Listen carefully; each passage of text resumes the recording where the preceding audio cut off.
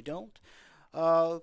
Unlike us, we spam the hell. We just spam the hell out of our list. Oh, We yeah. don't care. Yeah, we get. What was it? Stop sending me your BS emails. Oh, you're just now getting them. I used to get all these nasty emails back. Well, I'll still, the thing is, I'll even make it even clear. I made the unsubscribe button, enormous. I was like, just listen, if you don't want any more, just unsubscribe. Right, yeah. And I'll get this email that says, unsubscribe now. I'm like, okay, well, I'll scroll down and click it.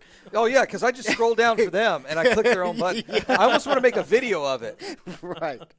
But, just check us out. We still close 3 days from clear to close from title and appraisal report in. And we're a loan-to-value asset-based lender. So if you're buying them deep enough, you're $0 out of pocket at closing. We'll comp everything for you prior to order and appraisal. So at least you'll have investors' idea of what the market can present before you spend any money. Because ordering appraisal is a third-party expense. It doesn't go to Jet. But before you order it, you should have a good idea of what things are projecting. Well, let's talk about that appraisal process real quick, because I think that's something a lot of people are missing. Appraisals are taking forever. Yes. So you are deep into the deal before closing, and you get an appraisal back, that may or may not support the value. Now, we're strictly cash flow investors, so be quite honest, the appraisal for us really doesn't matter. But it's just how much money do you bring to the table. That's really the only debate we're having. Right. But for somebody who's flipping a house, that appraisal comes back and it's a very different number. Right. You may not do the deal, and the problem is your earnest money, baby, forfeit. You're already deep into the deal at that point. Right. And what I'll tell people, and this is just some advice. If you're using the truck contract under special provisions, or if you're writing your own contract, something into the regard of subject property is to close August 19th, 2020, or 3 days from clear to close from title report and an appraisal report in. That will automatically extend your contract if title is not clear yet. Yes. So if they're like, well, you're out of contract. No, I'm not. Yeah. So something to help you with those types of times, because appraisal, like Jason said, appraisal right now is we used to get appraisals back in 3 days. Right. Yeah. And it's been taking a little bit longer. And it's the refis, right? Yeah. Yeah, refis are really – all you guys taking all that cheap money are dare goofing you. up all of our Screwing everything acquisitions. up. Yeah, you're screwing it all up for the guys that are actually out here working. So we've seen – actually came out on Housing Wire last week. They said the average appraisal was something like 27 days nationally. Yeah. 21 days was something crazy. I was like, holy cow. I'm getting texts from appraisers at 11:15 at night. Oh, wow. I can schedule you on Tuesday at 1 p.m. Will someone be there? I'm like, yes. Yeah, we'll get somebody there, please, man. please. Yeah, I mean, it's they're kinda trying wild. they're trying their hardest. It's not, Oh, absolutely. but Yeah. they're just so bogged down. No, I Well, get it. so here's the appraisal industry is suffering from something a lot of industries are suffering from. Very few new employees going into that space, and it's an aging population. These guys, and it's mostly dudes. Yep. These guys ain't getting any younger, right? They're in their 60s. So it's like, and you've got to have so much experience and all other stuff. I think at some point we'll go to a desktop appraisal system at some point. But yeah, the appraisal industry is hurting right now. Yeah, I mean, you have to do some markets you have to do a 2-year apprenticeship. Yeah. It's rough to become an appraiser. Mm-hmm. Yeah, so other than that, you can call us at 281-872-7800. But really check out our website, check out our Facebook page. Our YouTube page is chock full of educational tidbits and testimonials and things like that. So, check us out. We'd love to do all the business, but we know that we can do what's right for you for what you need and give you some honest feedback. What did we do with you guys last month? Did we crack 2 million? We got pretty close, huh? Close, yeah. Yeah, so we did a bunch of stuff with you guys last month. And I think it was all – trying to remember. Was any of it small apartments or was it all single family? No, small apartments. No, we did a small apartment here and there. I'm trying to remember. Oh, we did. Yeah. We did one that was almost $1 million, right? Yep. Mm-hmm. So, Like we're doing a lot of units stuff. or something? 13 units, and then you did the 4-unit for us. Right. Oh, that's right. We did the Heights one. Mm-hmm. Yep. We did Chapman and Weiss, the Heights. Yep. And a couple other ones there. Yeah, it was pretty close to $2 million. Yeah, we're happy. Yep. Yeah, worked out well. We love them. Absolutely. So, and I'll say while we're talking about appraisals, and it's a big. You got to understand. Well, you really have to understand how the business works, right? And so one of the things that's good about Jet, and we identify, is they don't go through Appraisal Nation. Yes. which is really the big bit. Basically, this third-party broker got involved about 10 years ago, got all these guys working for him, can basically took all the appraisal system and put it down to a single SOP, which is really smart. Mm-hmm. But now that this market is booming and there's only really two people to turn to, it hurts. And so when you're talking to other non-QM folks and things, and they're like, well, I'm like, we ask, like, who do you use? Mm-hmm. We use Appraisal Nation. I was like, oh, God, it's going to take forever. Mm-hmm. Right? Or you could call Rob Trigg, and Rob's like, yeah, I got a guy who lives like 3 blocks from there, and I'm sure I can get him to squeeze it in on Saturday. Yeah. Get a call back 3 hours. We're good to go Saturday. We're going to get the appraisal. And you're like, oh, my God, that's amazing. So having a folks that work within the system and understand how the system works versus just, and they're popping up all over the place. We get a lot of guys that are just popping up. They're like, hey, I'm a hard money lender.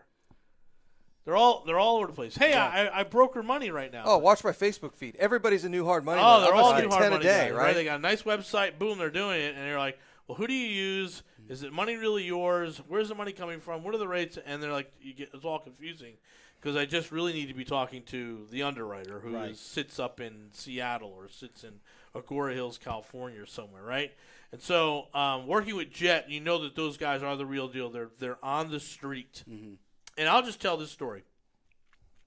The best deal I did in Houston was the deal I didn't do. Mm-hmm. It's one of those stories. And so we were working with another flipper and her contractor, and they brought a deal to us, and we were going to put some money in. And it was down in Galveston, and they thought the ARV should be around $400,000. And they sent out an appraiser with all the upgrades, and the appraisal came back at $425. We're like, whew. Yeah, this looks good. Yes. And then Eddie looked at the appraisal and said, nope, that ain't real. I said, what do you mean? It's an appraisal, man. Third party right there. It's real. He said, Robert, I know Galveston. I know that block. And that block has got a lot of trouble on it. You're never going to get your $450,000 like you're looking for. We're like, what? He's like, I'm telling you, the best you're going to get out of that house is $360. I will do the loan at a $360 ARV, which pissed everyone off on our team. Everyone off, right? And then they're telling me, well, go find another hard money lender. I'm like, well, hold on a second. Eddie just said don't do the deal at $425. Why wouldn't we take his advice? What does he have to gain? Yeah, because if he'll make more money if he lends us. Right. That's right. Yeah. And what's his motive? And the motive is he's just helping us out. So I said, hey, I'm out of the deal. They went ahead and did the deal with another lender. They put it on the market for $450. It sat there for months. They finally wound up selling like $370. Yeah. And they lost money on it because they went over. They thought, hey, we're going to have a $500,000 house. Yeah. Let's really go at it, marble and all this other stuff. And they lost money on it. Yeah. And that's what people don't. They're like, well, you're doing it because you want to lend less money. I make less money if I lend less money. Right. If I lent at the 425 at 70% you make more ARV money. minus repairs, I'm still in a good place if we ended up back. We're really trying to protect you because if we lost you on that deal, you think about how much business we would have had. Yeah, you wouldn't have gotten $2 million last month. If you protect people and you do ethical business, you stay in business. Yeah, so we love you guys for sure. So who's doing business right now in the marketplace? Right now, you're not seeing a wealth of new people. You're seeing a wealth of new people like inquire. Yeah. But once they're seeing whatever show or whatever that they looked at isn't quite what it was going out there trying to buy properties, you're not seeing them buy a wealth of properties. I'm seeing a lot of people that have done 2, 3, 4, 5 houses, flips, and rentals, buying more houses right now because they understand it. Sure. Right now, I'm not seeing a total. Not to say we don't get a lot of new people, but there's people that are buying like flips right now. They're still finding themselves. They haven't seen a ton of spread on some of the stuff I've seen on like wholesaling right now. No. Not to say that they're not out there, but I haven't seen it. We haven't seen it either. For people that are flipping and making a good 15-20% margin. Yeah, we were chatting with the title company not too long ago. We did an in-person closing, which was weird because they had the sneeze guard between us and all that. It was so awkward. And the gal that closes all the time, she's a big hugger, so she can't hug with the mask on. It was just completely awkward. And so she she said, yeah, I'm seeing wholesalers are just not doing as well as they used to. And I said, what about volume and everything else? She said, guys like you are just buying just like you always have, or you're buying more. And even those smaller players in a marketplace that do a dozen or so houses a year, they're buying more. They might buy 20 this year instead of 12, right? So I'm seeing a lot more like you guys, people that are willing to hold this property for whether it's a few years or for a portfolio for long-term wealth generation. I'm seeing a lot more of that than I am seeing someone who's just turning and burning 3 months rehab, putting it on the market. People are still doing that, but I'm not seeing as great of a volume as I did in the past. I'd also heard through the grapevine too that those new investors, they're maybe a better way to put this is the non-professional, the amateur class investor is sitting there on YouTube all day Googling real estate crash 2021, right, or 2020. And so the problem is that then they're just talking themselves out. Like it's this cycle they get into where it's like there's a crash, the world's going to end. I'm like, no, you don't understand. They're making all those videos because it's clickbait. So you sit there all day and buy their class on foreclosures for foreclosures that are probably not going to happen. Right. So it's and if you guys watch the market like we do, we just don't see. Like I just keep looking at this thing. I'm like 20% year-over-year increases, 15% year-over-year. We've gotten submarkets. We're up to 30% appreciation in a year, and it's. I don't think people are. The amateurs are not adequately pricing in how more expensive this market's going to be in another 12 months. Yeah, so I believe if you're trying to do some flips, it's going to be the add value play. We might bring one to you. We're looking at adding on about 600 square feet. It's in Edo, so it's a good play right there. It's on a single lot. It's clean. We're supposed to walk it tomorrow, so we'll flirt with that. I think that's probably the better play. I think it's really hard to find them deep at this point. And I think like if you guys do this, especially for your mastermind and things like that, for people that are adding on square footage, it has to look like it's a part of the house. You can't just turn. Can't put a big box right there. Hey, look. You have this right here, brick right house, and then this vinyl siding add-on that's stepped down into the ground. Oh yeah, it's not going to command that type of square so footage. there's this group of people. I think they're called architects. Yeah. They went to school and everything. They went to school, like not the school of hard knocks. Like they went to like real school. University. Yeah. I'm an architect from the street. Street. No, these people are like they're adults, they're professionals, and you bring them in, you pay them a couple $1,000, and they will make it what it's supposed to look like, right? Like Hugo's a great example of that, right? In our group, it's like you get plans and permits involved because they're, hey, I want to do this, and they look at you and go, no, this is what you really want it to look like. And you go, oh, okay, that makes sense. Yeah. So you've got to get the adults involved, like you said. Like how many houses? This is like a Cypress thing. How many houses in the old section of Cypress where you see they wall in the patio? Yeah. And it's like, and they leave the brick. Yeah, they leave the brick, and I'm like, you do realize that foundation for the patio is not structurally sound like the foundation for the rest of the house. Then you see the roof starting to tear off from the house and all that stuff. That's a big issue in Southern California. Oh, it's all Huge over here. Issue. Yeah. It's all over here. It's the older sections of like Cypress and A-Leaf and all that, kind of that northwest side of town. And it kills your days on market. People are like, it's an add-on, but it's like, wow, it's the exterior window in the house. Yeah, I see that all the time. That's true. You walk through, you're like, why is there? Because they just add to the back, right? Like, why are there 3 exterior windows, like to the living room, and you walk back there, you go, oh, these guys, and then you could see where that old patio is starting to drift away from the rest of the house. Yeah. The wall and the roof is being pulled away. I'm like, I can't imagine why no one's buying this. I mean, I love a window into the kitchen. Don't get me wrong. Yeah, that's right. Yeah. I love windows from one room to the I gotta next. tell you, I saw one like that in New Jersey. It was we called it the sunroom, but it was a patio that they enclosed, and there were the exterior windows, and then there was the wall, and there were 3 windows into the sunroom, and they're like, "What are we gonna do?" I'm like, "Nothing." No, yeah, we're not. Nothing. We're just gonna sell this thing. I got $374 for it. That's not bad. Good number. We'd go in and just tear the addition out. That's all we do. We're like, get rid of the addition. Like, this is stupid. So, but so real additions. Like if we're doing add-ons, like it has to look like it belongs. You either do the California roof or that sort of peak on peak thing. Yep. We saw a duplex that was just a really big box in the front of the house. Yeah. There's a 2-bedroom right there. Big just a big square box. I'm like, this was a Colonial, dude. What did you do to it? Right.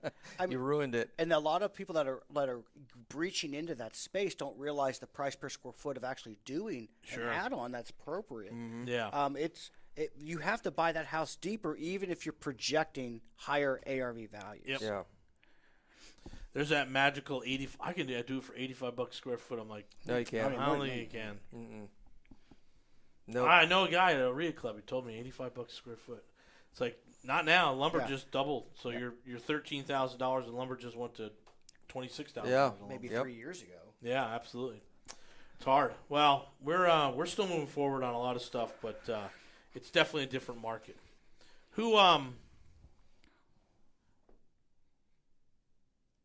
How about portfolio guys? You find a lot of guys that are buying and holding? Yes. So 2 things are happening with the buy and hold guys. One, the guys that have been holding a while are cash out refinancing to different types of rates, either non-QM products, understanding they're higher than bank, or going to their local and regional banks and refinancing at lower interest rates, taking that money at that low rate, putting it back into the market to get that type of return. So you're seeing some portfolio guys do that, or some people are actually just buying, a group of single-family homes or a mix of single and multi or stuff like that. So we are seeing quite a bit of that going on. But it's just not our expertise. I'm not seeing a huge amount of people buying large apartments, but I've seen a good amount of people buying, of course, 1 to 4s, and then some 5+ up to 15 units. But that's our bread and butter type of stuff. Anything over that. That refi out of that 5+ is always difficult. It is. It's not easy. Especially if you don't understand that there's no such thing as a 30-year amortization on a 5-unit, right? Well, not below $1 million. No. Yeah, that's the problem. You got to be above $1 million. It's interesting. You're talking about apartments. I used to get emails all the time like, "We just closed this 200 unit. We closed a 250. We closed a 500." That has virtually disappeared. I haven't seen anything. I haven't seen any emails like, "We just closed this one. Just closed that one." Usually, all the gurus are bragging about it. Yeah, that's gone radio silence there. It seems like nobody's buying big apartments. Could be wrong. Might pull up the CBRE report and see what I can find, but I don't see a whole lot of activity in apartments right now. Nope, don't see that either. That's a good question. Let me pull pull that it up. up. Yeah, let's see if I can pull it up real quick. There's a real interesting product here that I really didn't see elsewhere. A lot of places. It's the 8 houses on one lot. Yeah. Which is a real tough out. And it's even a tough in. We don't see a lot of national guys even interested in funding one way or another on that stuff. But you'll do those. Yes. And we have the out now. We have 2, at least 2. But it's going to be 60% on the way out. So we've really got to buy them deep. Mm-hmm. That's the 2 biggest loans. 3 big loans we closed with you. We're all around $1 million based on those products, and we finally found the out. Mm-hmm. Who are you? Yeah. Who are you working with on that? Well, you don't need to tell us who, but what product does you look like on the non-QM side? What do you have for those guys? So right now you're looking a couple different options. Because one thing I always like to do is listen to the investors and just try to come up with solutions of what we've been hearing. Sure. So you're looking at anywhere on the non-QM 30-year stuff. You're going to see some rates within the mid-6s, the high 6s on a 30-year fixed. On any kind of 10-year, on a 20 or 30-year AM, with a 1-year prepayment penalty at one point, you're going to be anywhere from 8 to 10%, but it's very low, Doc. I mean, completely very low. 8 to 10%, man. You better just hand me the loan, right? Just hand me the cash. That's ridiculous. Exactly. Well, and then we get to, but some people, I just went in Dallas. I said, hey, was there a use for this? And people are like, yes, but if they can't go anywhere else. Yeah. There's a 3 to 5 year interest only products. That's good. Again, at 8 to 10, but you're only at 2 points for a 3 to 5 year term. And anything 5 units and up. Again, you're going to be at a 10-year on a 20-year AM, and then you can extend, and those rates are into the mid-6s to mid-7s. Yeah, that's great. That's not bad. Anything below 7's free. Yeah. It really is. Anything below 7's fine. Give me your contact information again. Sure. Again, just check out www.jetlending.com. You can always give us a call at 281-872-7800. You can always email me at info@jetlending.com. We have a live web chat on our website, but you can also chat us up on Facebook or Instagram or anything like that. We always have people waiting to help you out. Great. All right. Thanks, guys. Appreciate you guys joining us this afternoon. Alex, thanks again for stopping by. Thanks for having me. We're having a lot of fun here, and we're going on to do another show. So we're doing the Passive Investor Show at 1. In 2 minutes. So Yeah. thanks a lot, guys, for watching.